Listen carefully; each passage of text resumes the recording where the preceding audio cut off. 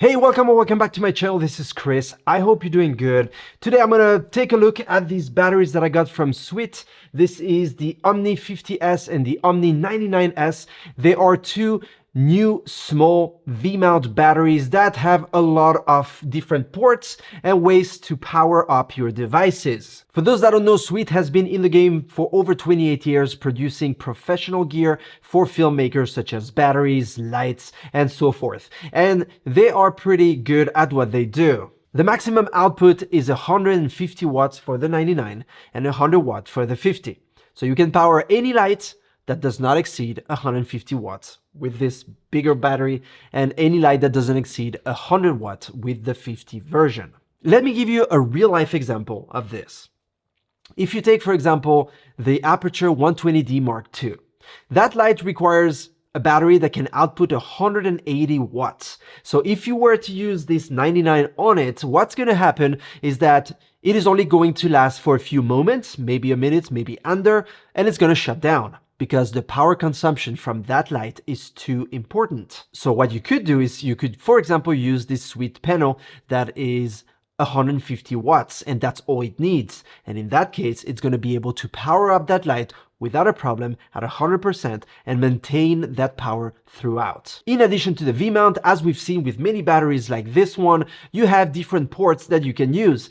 And these include a 65 watt USB-C port, an 8.4 volt DC port, for example, for dummy batteries, a 5 volt USB-A port, a 14.4 volts D-tap, and obviously the V-mount. As I mentioned earlier, SWIT has been in the business of producing V-mount batteries for a long time. So they know what they're doing, all right? And they guarantee things such as voltage overload, peak current. It is drop proof up to 1.2 meters. I've been asked in the past, how high can you drop these batteries before they break? And it says that you can drop it from 1.20 meters. Now, I would not recommend doing that. By all means, please don't do that. But if you accidentally do that, you might have a chance to have your battery survive the fall. There is a smart hibernation mode. What that does is basically, you can keep these batteries charged for a long time if you want to put them away, like I often do, on a shelf in a closet, and keep them there for a while I'm not shooting any specific project where I need V-mount batteries. It will keep and retain its power, it will not leak, and it's not going to get damaged like we've seen on previous batteries. You can go real cold and you can go real warm with these guys. You can go outside, outdoor, up to minus 20 degrees Celsius and up to plus 50 degrees Celsius, which is a huge gap between the two. So if you're going to be shooting in a cold environment or in a warm environment, you shouldn't have too many troubles doing that. Now, obviously, this is not weatherproof. These are not batteries where you can pour liquid on and you cannot have sand go inside. So just be careful with your gear and don't do that. I heard, by the way, that SWIT has a weather-resistant V-mount battery. That sounds pretty interesting. I would like to try that one. Let's now talk weight. The weight for the 50 is 338 grams as compared to 555 grams for the 99. This is on par with other companies that produce V-mount batteries, and it's a correct weight for the delivery. I want to do a quick mention to the LED display here. This is an LED display that's brighter than other LED displays that I've tried, and it's also written bigger. And it might seem like a small detail, but when you go outdoor and you're going to be using this outdoors, you can just put your hand like so, and you'll be able to read what's on it. Other companies are a little bit more dim, which is hard to read. It is by all means not 1,000 nits and more, but it is enough for you to be able to read the display. I also want to mention the touch button. So there's a touch button feature. You can also press it down, which is great if you have gloves in winter and it's cold. You're going to be able to see it. And there is a feature where they show you the remaining time in addition to the percentage. And that is great because you're going to be able to see how much time you're going to be able to use this battery at that determined power delivery. So if you're going to be using a light at 150 watts, you're going to know how much time you're going to be able to use this battery. If you're going to be using at 50%, it will tell you in real time how much time you have left. That is a great feature that's very useful. Another thing on the display display is that on the side here, you can see little dots, and each of these little dots represent the percentage left. Each one means 10%. So you can either see 69% like I have here, or you can see that there are still 6 of them. And you can basically have at a glance an idea, roughly a ballpark, as to where your battery stands. One thing I did notice is that you cannot charge these batteries using a regular charger, you know, those little white chargers that you use for your iPad, for example, the 20-watt delivery ones. Other companies did do that, so that's something that I'm sure can be fixed or will be fixed in the future.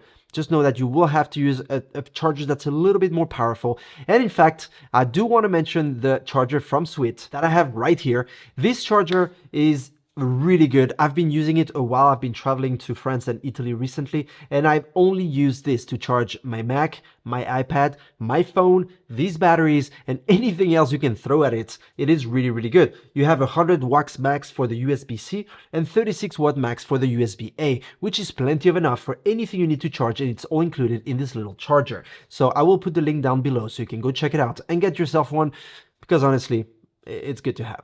Charging time wise, it took me around 2 hours for the 50 and 2.5 hours to charge the 99. So it's a usual normal time. That's pretty much the time it takes to charge these kind of batteries for this amount of power delivery.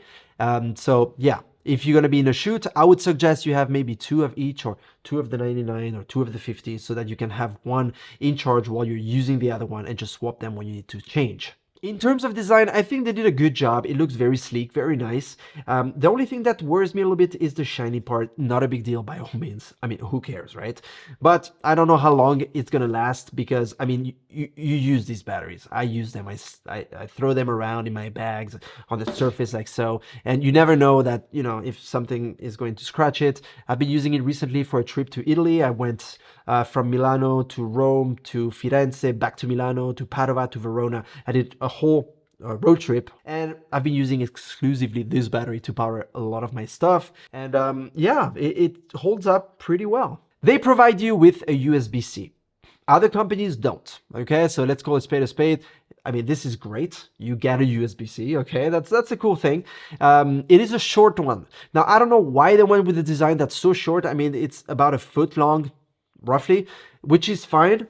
For my personal use and opinion, I would rather have a longer cable.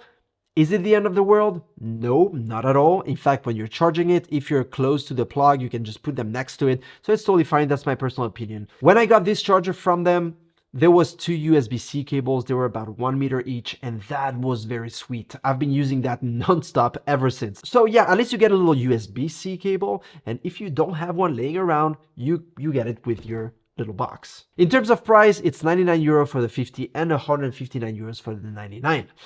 That is a fair price. I think it's a good price for this kind of product. If you look at the competition, I'm not going to mention who, but they're a little bit more expensive. It all depends also on VAT and, you know, taxes and so forth. But I think it's a fair price for the quality of the battery, the delivery of the battery, and the features overall that it provides. My conclusion is that it is not a revolutionary battery or design by all means, okay? But for the price, and for what they give you, and for the experience they have in professional battery making, I think it's a good product. And I think if you're looking for V-mount batteries to power up your rig or your lights or whatnot, I would definitely go for it. And yeah, I think it's a great product. I see you in my next video. Take care. Don't forget to subscribe. If you have any question, like always, write it down in the comment section below. I'll answer it as soon as possible. And until then, take care. Cheers.